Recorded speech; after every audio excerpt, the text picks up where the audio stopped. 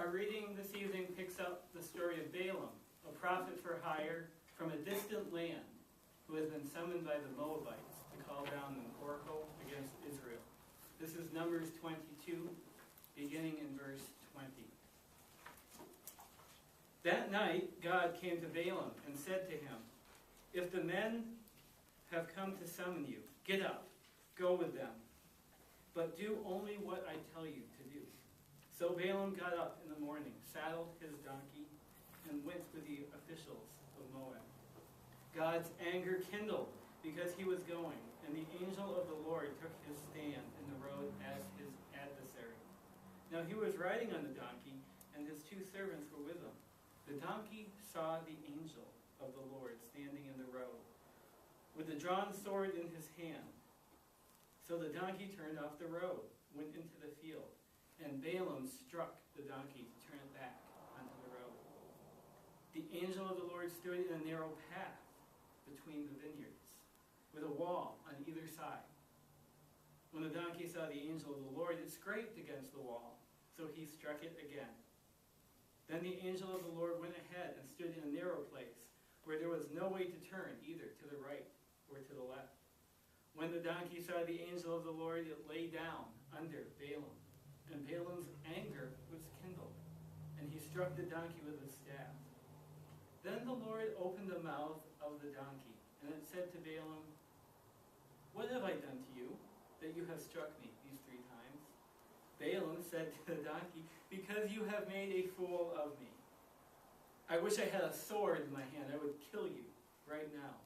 But the donkey said to Balaam, "Am I not your donkey, which you have ridden all your life to this day? Have I been in the habit of treating you this way?" And Balaam said, "No." Then the Lord opened the eyes of Balaam, and he saw the angel standing in the road, with his drawn sword in his hand, and he bowed down, falling on his face.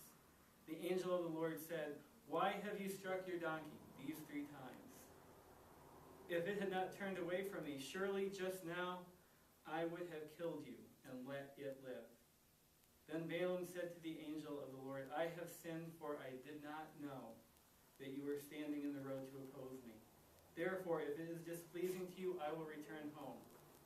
The angel of the Lord said to Balaam, "Go with the men, but speak only what I tell you to speak." So Balaam went with the officials of Balak of Moab. Ever wonder what happens when you lose a bet? The wager is that the winner gets to pick the passage for your next sermon. This is what happens. You gotta love Balaam, right? I mean, this makes for good cinema. We have an angel, one of those armed ones, actually. We have a talking animal. We have the irony of a prophet that does not see 3 different times. Throw in some inhabitants of Middle Earth and a lightsaber, we would be all set. This could be epic. But what is this story about? Outside of learning to color in the lines of a book in Sunday school, or using this as a way of keeping the youth group attention, is there any value to this strange little legend? It's in the Bible, so I'm going to make an assumption that we would all say yes. So what is it? Let me tell you what the story is not about. It's not about the donkey. Yes, it's true, God uses the improbable people in improbable circumstances. But there's a scandal to embracing this kind of particular event. The problem is we don't run into too many burning bushes much these days. We don't see Red Seas parting, or gather quails falling from the sky. We really don't hear from talking donkeys unless they have a strangely Scottish-sounding ogre in tow. The talking donkey does get our attention, but I have to believe that there is something more to this story. Let me tell you what the story is not about. It's not about Balaam. It's true, Balaam is one of those colorful characters. I took a straw poll among friends and family. It turns out he's surprisingly unknown. Wasn't he that guy with the donkey? Was pretty much the common response. Historically, this has not been the case. It turns out Balaam had quite a reputation. In the setup preceding our text, we can see that he had international renown. The Moabites are recruiting him while he's living in the Euphrates region. That's hundreds of miles away. This is what gets us to this travel log in the first place. In Jewish and later in Christian thought, Balaam has an entirely different reputation. The Epistle of Jude has this word of encouragement. Woe to them, for they go the way of Cain and abandon themselves to Balaam's error. So it's Cain and Balaam. Basically, Balaam was the Darth Vader of the Old Testament. Powerful, lots of potential, but he turned to the dark side and he took others with him.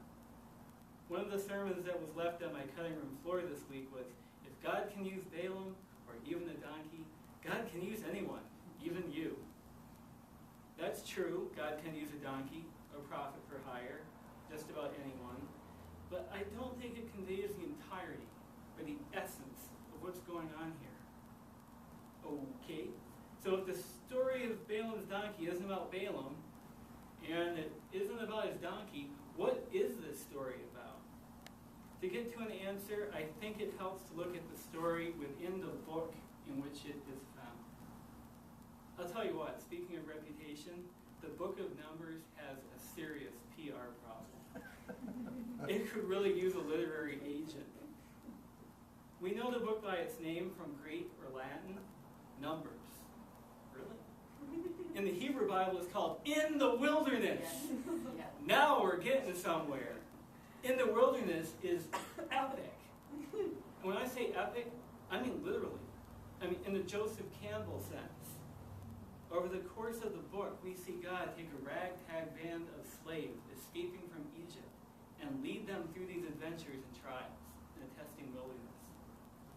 It is this testing that captures the epic. Mythologist Joseph Campbell writes that the center of the hero's story is the heroic journey. It's over the course of a sojourn that the hero becomes who they are to be. When they leave Egypt, the people of Israel are, well, to use modern nomenclature, refugees. By the time they get ready to cross the Jordan, one generation later, they are a force to be reckoned with. So terrifying that the king of the Moabites comes up with this plan to hire this mercenary wizard and curse them by their own God. The crucible of the wilderness had refined them into God's instrument. The kingdom of Moab and the promised land stands on the brink. God has been working with his people through history for just this moment. And Balaam is riding his donkey right through the middle of it. Set against this backdrop, we can see that this fanciful story is more than mere fable or morality tale. Like, follow God and do what he says, or bad things will happen. That's true. There are consequences to following God's path, and there are often different consequences to following our own desires when they don't line up with God's. But we have to be careful with that. The Bible is not a self-help book. I sure hope not. I go to Barnes & Noble, they see the self-help section. It's filled with books on anything that ails us. I go there a couple of months later, guess what?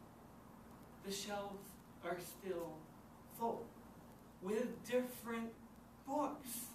I guess the first batch didn't work. The Bible is interesting, but it's not a history book. The Bible tells us how to appreciate the Creator and his creation. It's not a science book. The Bible gives us insights into living, but it is not a book about us. It is a book about God, what he's doing in the world, and how we can join him in that great endeavor. It's an epic story that continues today, and we get to play a part. The critical question to ask a story like this is, what do we learn about God and what he is doing? And how can we join him in that? Okay, the story is about God. What can we glean from this? We've all heard that expression, putting God in a box. The God we encounter in this story, the God Balaam is introduced to, is not God in a box. We can't put God where we want him. We don't invite God into our lives. It's the other way around. God invites us into his life and his work, redeeming creation to himself. Numbers is one chapter in that saga. Balaam's encounter is one scene in that story. Our lives, just as much, are chapters and scenes in God's big story. When we align ourselves with that reality, we experience harmony. When we do not, dissonance. All of us fight this tendency to put God in a box, but even more importantly, I think the story of Balaam shows us that we have a tendency to put God in a jack-in-the-box. You know what I'm talking about? With the crank, dun dun dun dun dun dun dun, bum bum. You turn the crank just the right way, and what happens? It does what you tell it to. Balaam practiced something called sympathetic magic. The belief that if you did the right ritual, the right way, the right words at the right time, the gods would respond in predictable ways. The king of the Moabites had previously put it, whomever you bless, Balaam, is blessed. Whomever you curse is cursed. Say the right thing, God will respond accordingly. Now, in our story, the soothsayer doesn't even see God's messenger in the street. That pivoting point is, then the Lord opened Balaam's eyes. This is God's story.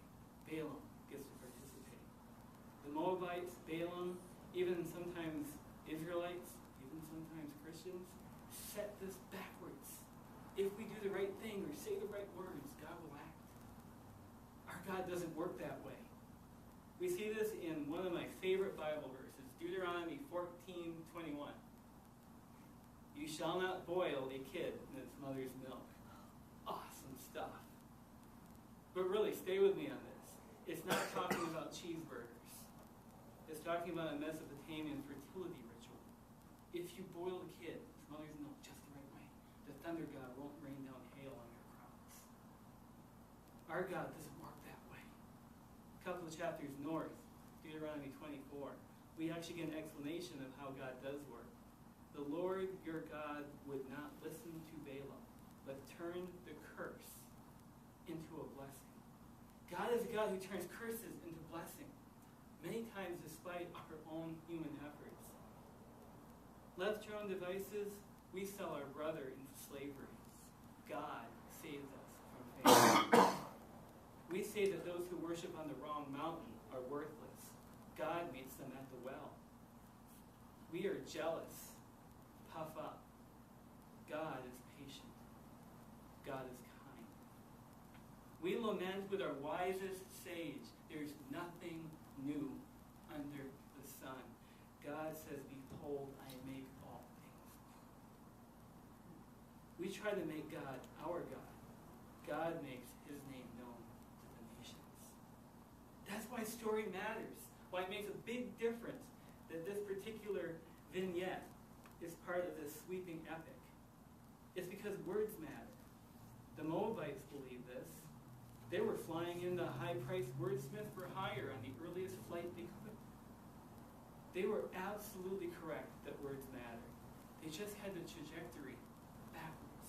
Balaam does not tell God what to do. He can't even see an angel unless God empowers him. Balaam can only speak the words that God tells him to. Keep in mind that we're talking Torah. This is a new concept. The idea of prophet actually makes its debut in the book of Numbers. Who knew? Back in chapter 11, the 70 elders, it says, when the Spirit rested on them, they prophesied. This is entirely consistent with how God's already been working. God speaks, something happens. Remember Genesis 1? Let there be light, and there is light. He sees that it's good, and it's good. Why? Because God speaks, something happens. Light is good, because God thinks it is.